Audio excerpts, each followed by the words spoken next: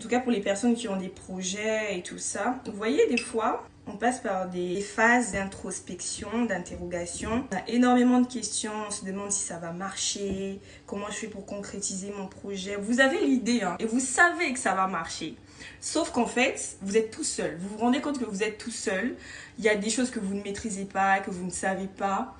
Et vous vous dites, mais je ne sais pas faire ça, mais sans ça, je ne vais pas aboutir à mon projet en fait. Donc vous vous posez des questions, vous vous demandez comment je fais. Et très souvent, cette phase-là, c'est à ce moment-là qu'on baisse les bras, qu'on se dit, ah c'est trop dit, ça va être trop difficile, il me manque telle compétence, il me manque ça, ça, ça.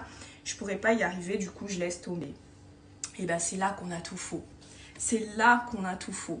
Quand tu arrives à ce stade-là, quand tu sais que tu as un projet à mettre en place et que tu arrives à ce stade, c'est à ce moment-là que tu dois apprendre à bien t'entourer, à faire coûte que coûte.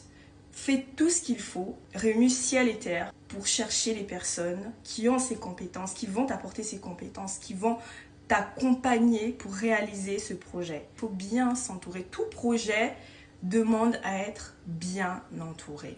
Et moi, je suis principalement à cette phase, à cette étape de ma vie. Donc les amis, ce que je voulais vous dire, entourez-vous. Bon, voilà, hein, un petit encas, vite fait, des glucides, c'est génial. Donc entourez-vous les amis, faites-vous confiance.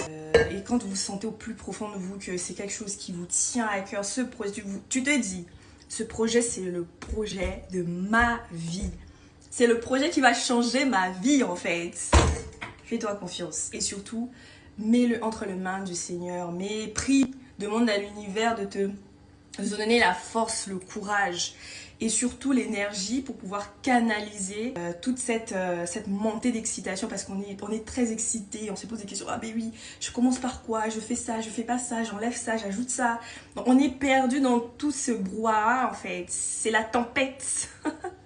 C'est la tempête, c'est le brouillard. Il faut prier, demander à l'univers. Pour les gens qui sont croyants, priez.